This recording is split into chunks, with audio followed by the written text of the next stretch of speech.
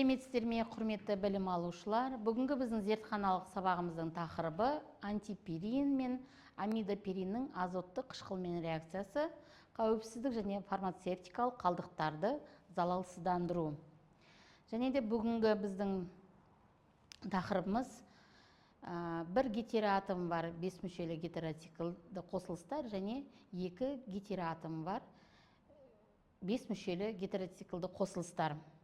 Бұл жерде бір гетероатом бар 5 мүшелі гетероциклдерге фуран, тиофен, пирол маңызды өкілдері, сол жөнінде айтасыздар.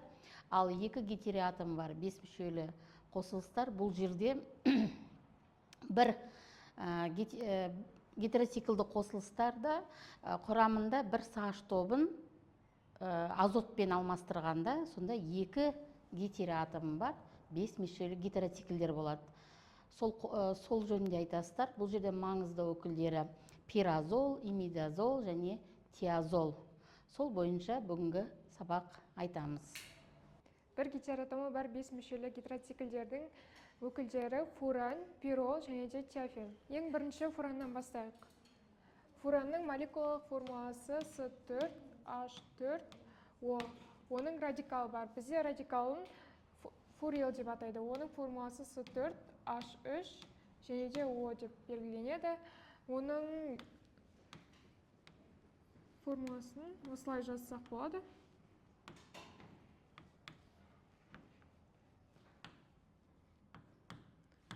Оны біз осылай белгілейміз.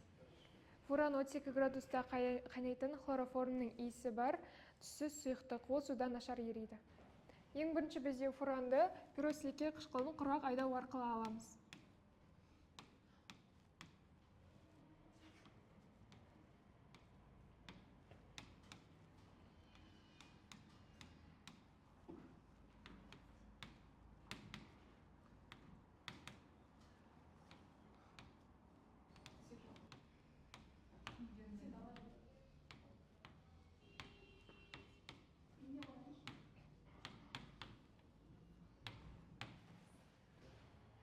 Бізде фуранның галогендермен қосылу реакциясы аралық өнімдердің түзілуі арқылы жүреді.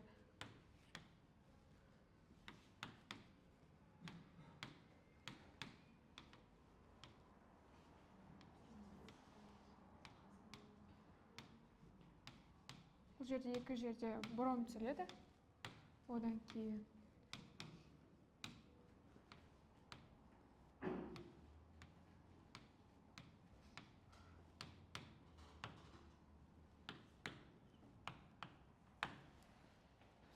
келесі бізде фуранның тағы да бір химиялық қасиеті. Фуранды бізде хлорлы қалайының қатысында, яғни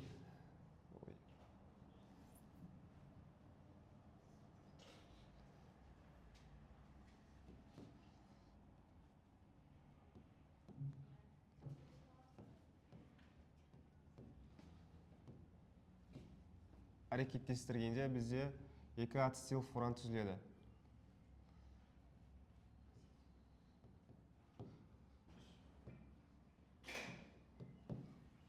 Және де сірке қышқылы түзілетін болады.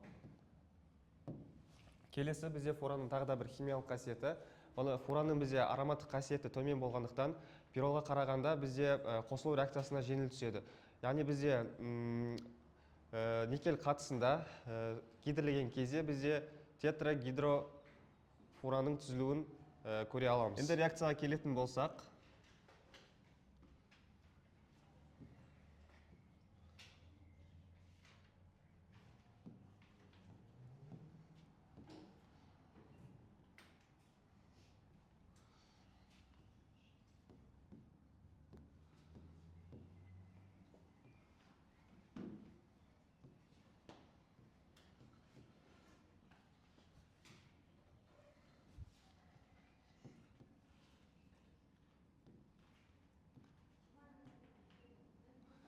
яғни бұл жақта бізде гидрлеген қатысында, никельдің қатысында бізде тетрагидрофуранның түзілуін көре аламыз.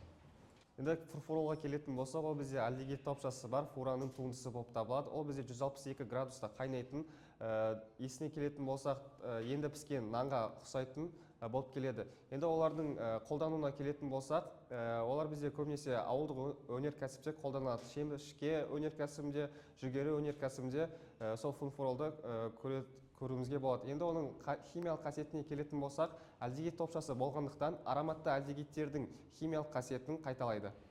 Келесі бізде бір атомды гетероциклді қосылыстардың өкілі, ол бізде тиофен болып табылады. Тиофен ол біздің негізгі формуласы С4H4S болып табылады. Структуралық формуласына келетін болсақ, 5 мүшелі болғандықтан S байланыс былайынан орналасып, 5 бұрышты болып келеді. Жалпы тиофен ол бізде физикалық қасиеттер суда ерімейді, және де 84 градуста балқитын органикалық өнім болып табылады. Жалпы тиофеннің өнеркәсіпте алыну жолына келетін болсақ, тиофенді бутан және де күкірт буын қосу арқылы алады.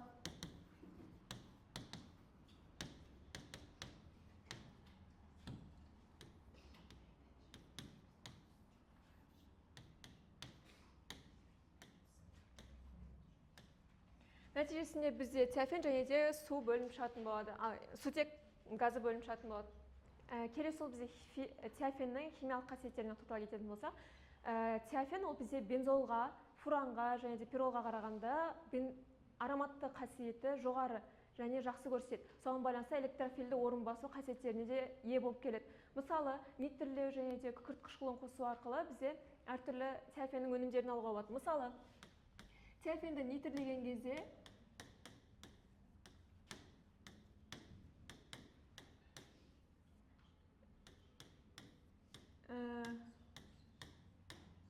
екі нитротиофен алынады.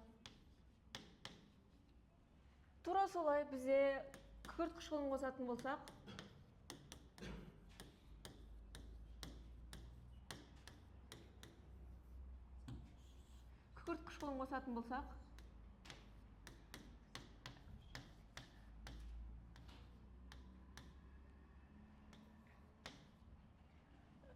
екі сульфатиофен түзіледі.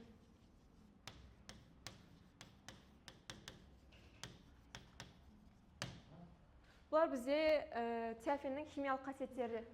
Жалпы пиролды негізі синтетикалық алыну жолдары өте көп. Соның бірі бізде янтар қышқылының имидін мырыш ұнтағымен қосып айдау арқылы алуға болады.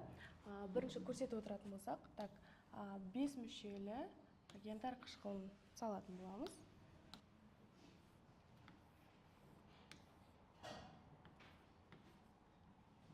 Ойбай.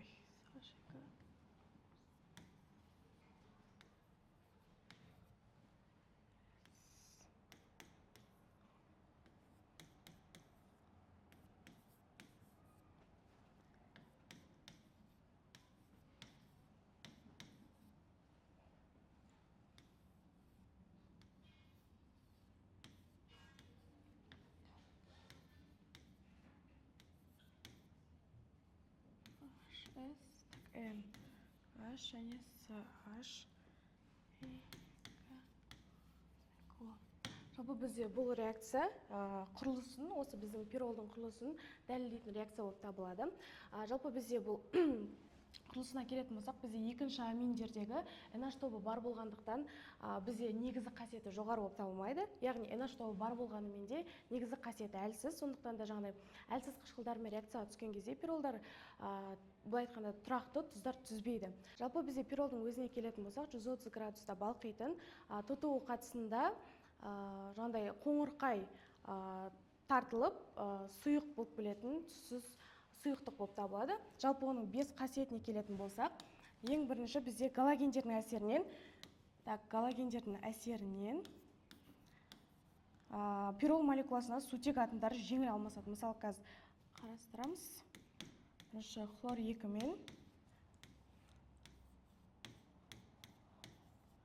H3 және хлор.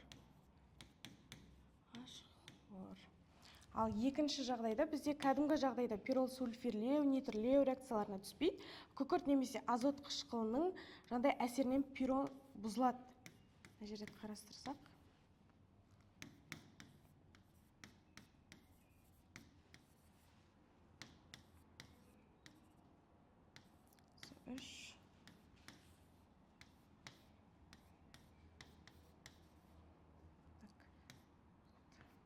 SO3H және S5H5R.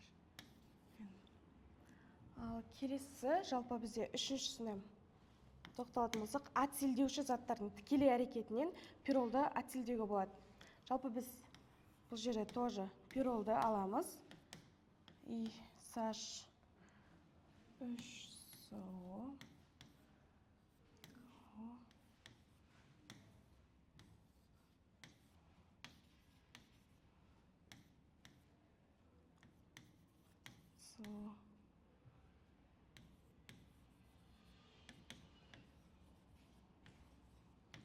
Бұл жерде қазір мен көрсететін пирол және пиролдан пиролидин, пиролин ядроларын алу өте бізде маңызды болып табылады. Олар бізде жаңағыдай гемоглобин, хлорофилл реакцияларында өте жақсы кездесетін болады. Так, бұл жерде біз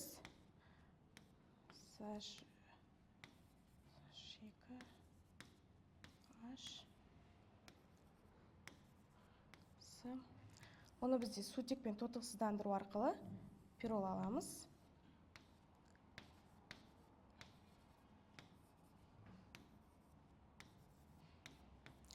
И катализдік гидроген дегенде пиролидин шығады.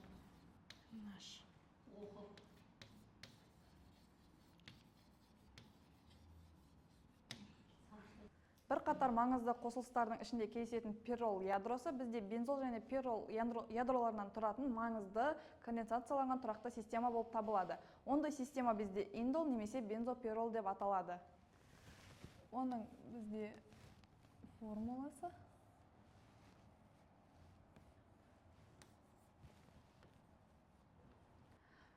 индол бізде 52 градусқа дейін балқитын шіріген, яғни кристалдық зат болып табылады. Ол бізде белоктардың шіруінен түзіледі. Индолды бізде алу жолына келетін болсақ, 600-700 градусқа дейін қыздырған түтіктің арасынан анилин мен ацетилинді жүргізу арқылы бізде индол алынады. Ол бізде Чичи-Бабин реакциясы деп аталады.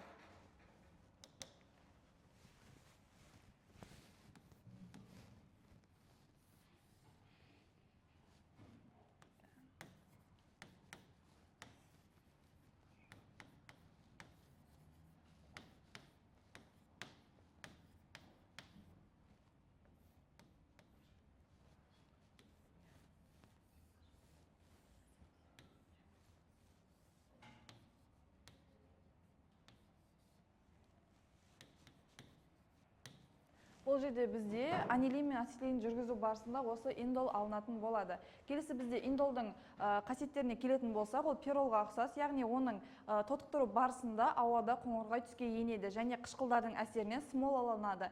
Келесі бізде ол индол маңызды қосылыстардың ішінде, оның ішінде триптофан мен индигоның ішінде кездеседі.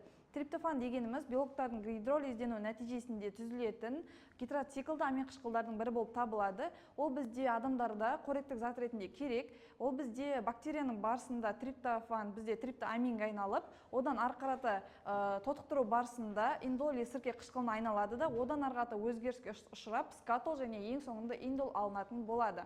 Келесі бізде индиго. Индиго дегеніміз өте ертеден бері танымал, тұрақты бояу, яғни құнды бояу болып табылады.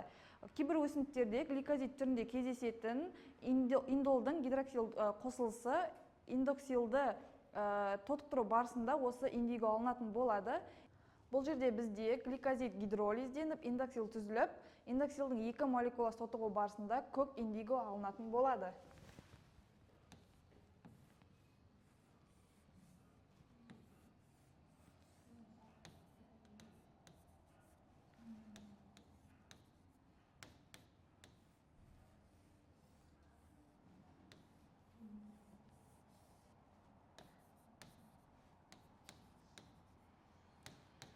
Бұл жерде бізде оттек пен сутек қатысында жүру барысында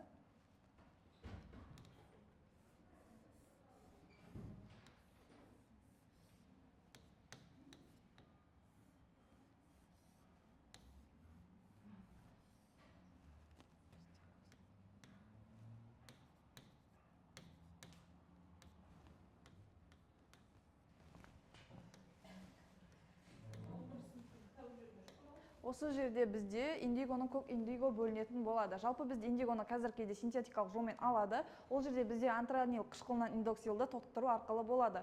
Ол жерде бізде көк индигоны тотықтырып ақ индигоға айналдырып, ол қазіргі ерітінділерде ерімейтін болғандықтан сілтілі ыдысқа құйғаннан кейін бояуға арналған матаны салып, оны ауаға шығарып тотықтырған кезде ол бізде көк түске береді. Бұндай түс бізде матада өте ұзақ сақталады, сондықтан осы жерде ерітінділердің барысында көк индиго алынатын болады. Біз екі гетероатом бар 5 мүшелі гетероциклді қосылыстардан бір гетероатомы азот болып келетін қосылыстарды атаймыз, оларды бізде азолдар деп атаймыз. Егер бізде фуран, тиофен, пирол қосылыстарындағы бір саш топшасын азот атомына алмастыратын болсақ, онда бізде азолдар деп аталатын қосылыстар пайда болады. Бізде ең бірінші фуранға сәйкес 5 мүшелі гетероциклді қосылыс. Ол бізде оксазол деп аталады, яғни бұл бізде азот топшасы алмасқан болады. Мына жақта саш. Бұл бізде оксазол деп аталады. Оксазол. Одан кейін бізде пиролға тағы да қосылыс. Бізде арсы.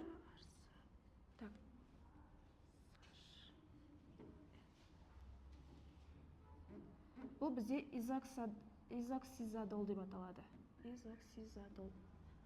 Одан кейін бізде тиофенге тиазол деп аталатын 5 мүшелі гетероциклді қосылыстан, яғни бұл жақта бізде арсы, және бұл жақта бізде азот атомы орналасады, және мына жақта көміртек болады. Бұл бізде тиазол деп аталатын қосылыс. Одан кейін 5 мүшелі тағы да гетероциклді қосылыс.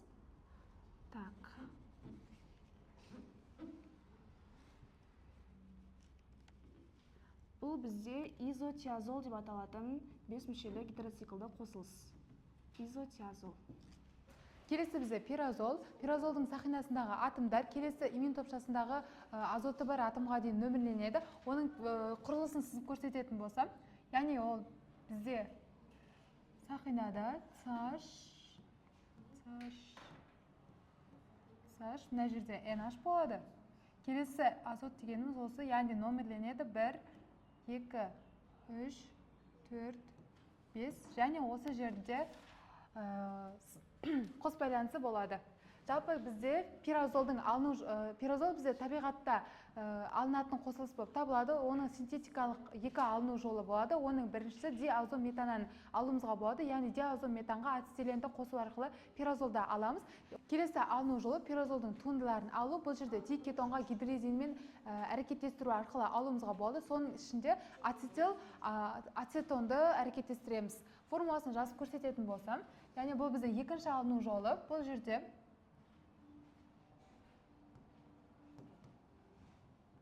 кетон болғандықтан оттексі болады.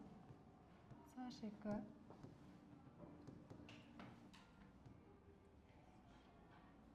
Бұл ацетилен ацетон деп аталады. Оған гидрезинді қосатын боламыз.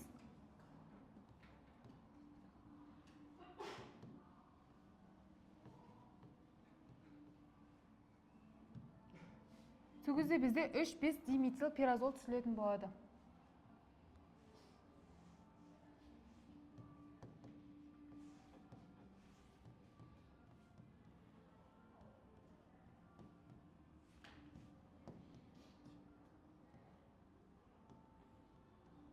Бұл жерде қос байланысы болады. Бұл бізде екі алыну жолы. Жалпы физикалық қасиетіне тоқталсам, пирозол бізде 70 градуста балқитын кристаллық зат болып табылады. Пирозолдың құрамында, яғни молекуласында екінші азот атомы болғандықтан, оның негізгі қасиеті пиролға қарағанда жоғары болып келеді. Сонымен қатар бізде пирозол қышқылдарға, сілтілерге негізгі жағынан жақсы тұрақты болып табылады. Соның ішінде бірінші химиялық қасиетіне тоқталатын болсам, яғни сульфирлену және нитрлердің реакцияларына қатысады, яғни ол төртінші жағдайда әсер ететін болады. Реакция теңдеуіне тоқталсам, ең бірінші нитрлердің реакциясы.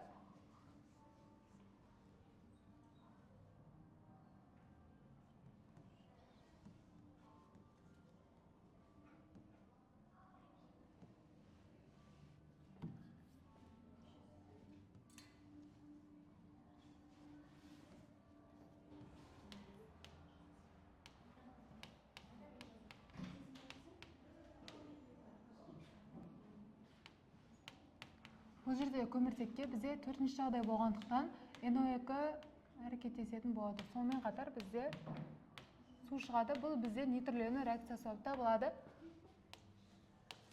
Одан кейін бізде тотықстану реакциясына қатысатын болады. Яғни H2 бізде бөлініп шығатын болады. Сол кезде пиразолин түзіледі.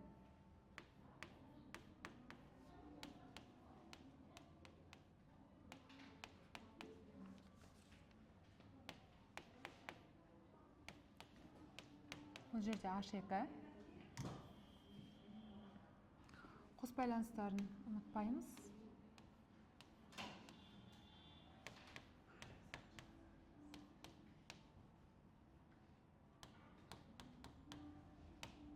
Пиразолинде CH2 деп жазылады. 4-ші, 5-ші көміртекке. Бұл бізде пиразолин деп аталады. Қазір осының туындыларына тоқталатын болам. Келесі тағы да тізбекті реакция болғандықтан H2 жазылады. Бұл жерде CH2, NH.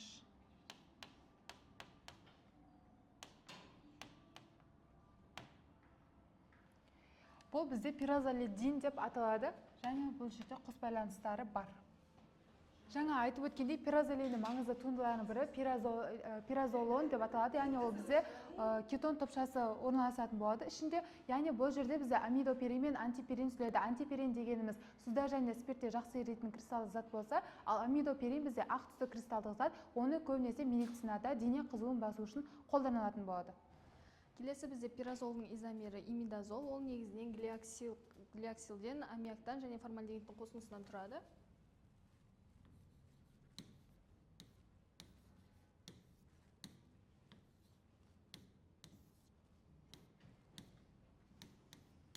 Глиоксил плюс 2 NH3. Оған формальдегидті қосамыз. Сол кезде бізде 5 атомда пиразилдің изомері имидазол түзіледі.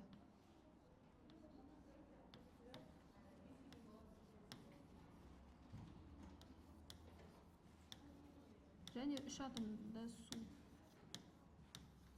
Жалпы бізде имидазол белокты ядросын құрастырушы амин қышқылдарының құрамына және күрделі құрылысты гетероциклді ядро пуриннің құрамына кіреді. Жалпы имидазолдың физикалық қасиетіне келетін болсақ, ол 90 градуста балқитын зат және күшті негізді қасиет көрсетеді. Имидазолдың бізде маңызды туындысы гистидин. Формуласын жазып көрсететін болсақ,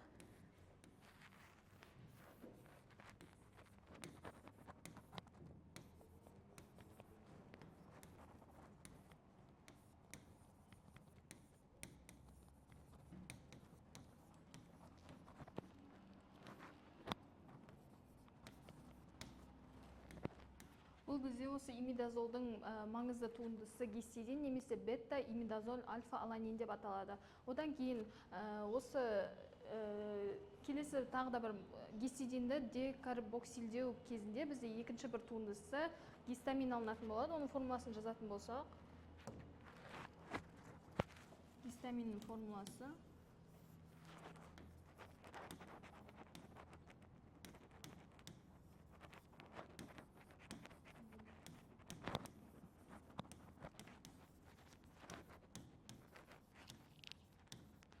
бұл бізде гистамин, яғни бұл бізде гистидинді декарбоксилдеу арқылы алынады.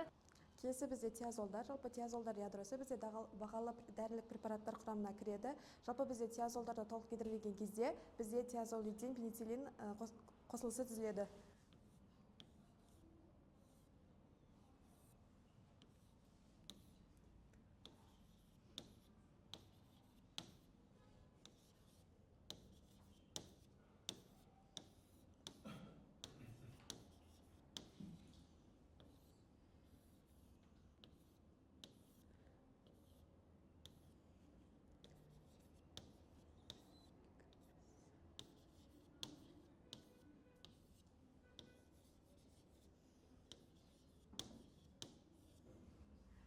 Сонымен қатар норсульфазолда біз стрептицит туындысы деп қарастырсақ та болады.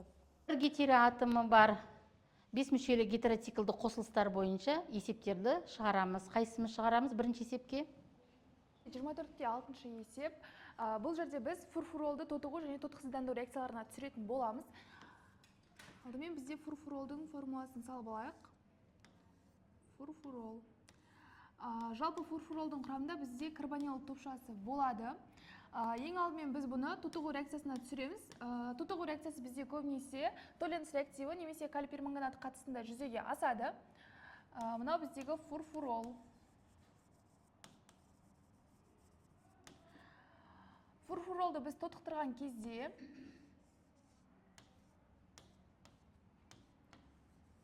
біздегі мұнда тұрған альдегид тобы карбоксил, яғни біздегі карбонил тобы карбоксил тобына айналатын болады.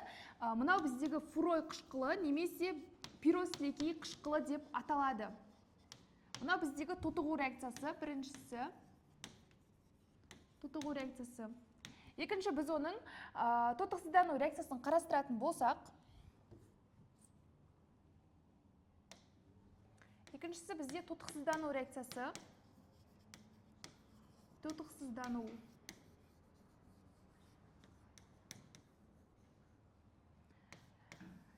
Яғни біз осы фурфуролды тотықсыздандыратын боламыз. Бізде тотықсыздану нәтижесінде сутек бөлініп шығады. Және де бізде мұнда фурил спирті пайда болады. Мынау біздегі фурил спирті.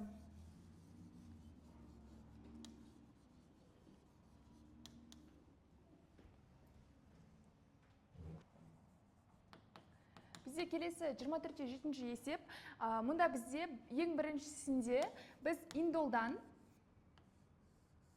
мынау біздегі индол.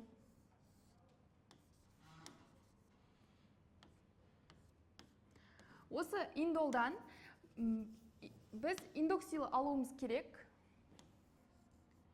Яғни индоксилді біз тотықтыру арқылы алатын боламыз.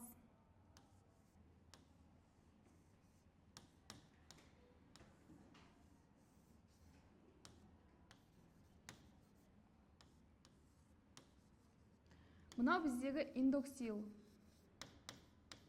Яғни біз оны тотықтыру арқылы аламыз. Біз енді мұнда индолдан индоксилді тотықтыру арқылы алған болатынбыз.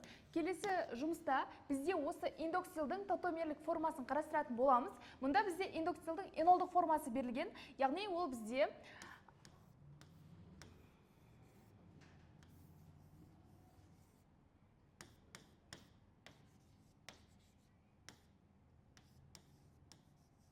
мынау біздегі индоксил, мынау индоксил. Енді бұл таутомерлік форма кезінде олар бір-біріне айналады. Яғни энолдық форма кезінде оның құрылымдық формуласы осылай болады. Яғни бұл бізде индоксил. Ал біздегі оның таутомерлік формаға ұшыраған кезінде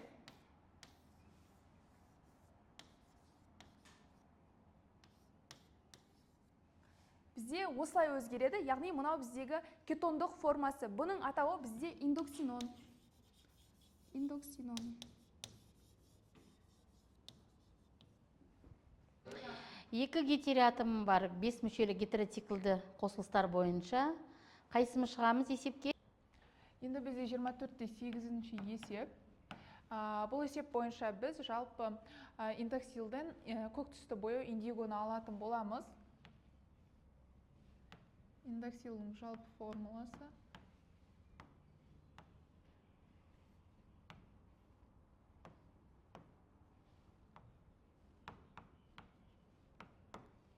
Екі молекула индоксилді тотықтыру арқылы индиго бояуын аламыз.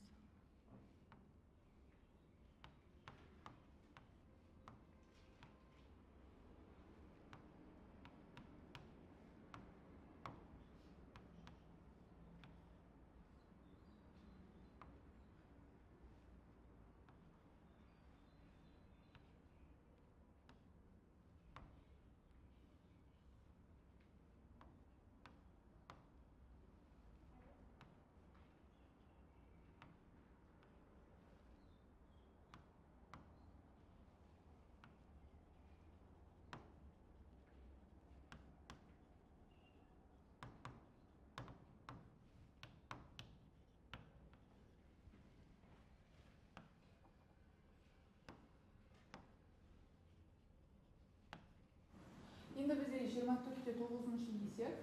Бұл есепте біз индигодан кәдімгі лейка индигоны алатын боламыз. Ол үшін біз сутекпен тотықсыздандыратын боламыз. Индигоны салып аламыз.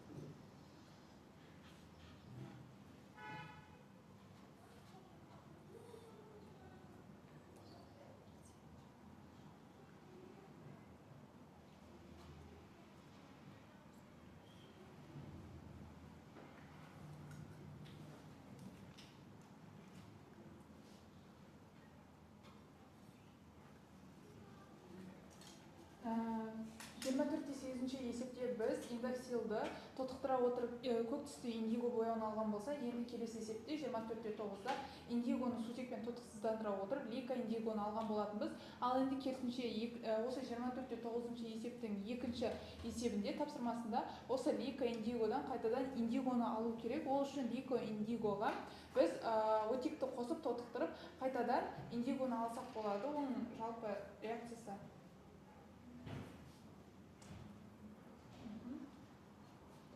бізде бұл лейка индиго.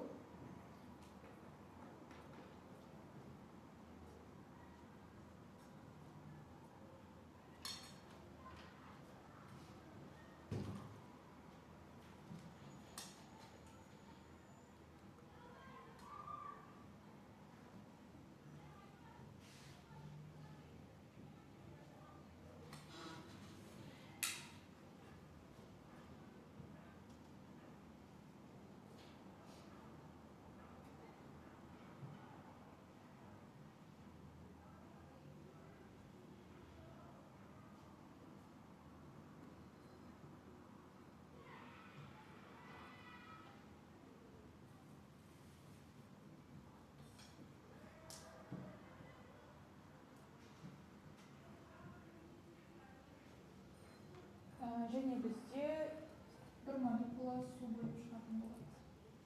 Яғни біз бұл жерде екінші реакцияда лейка индигоны оттекпен тотықтыра отырып, бір молекула су мен индигоның өзін бастапқы қалпына қайтарып алдық. Бір және екі гетероатомы бар 5 мүшелі гетероциклді қосылыстар бойынша бүгінгі зертханалық сабағымыз аяқталды. Сіздерге үйге тапсырма осы есептерді жалғастырып, шығарып келу.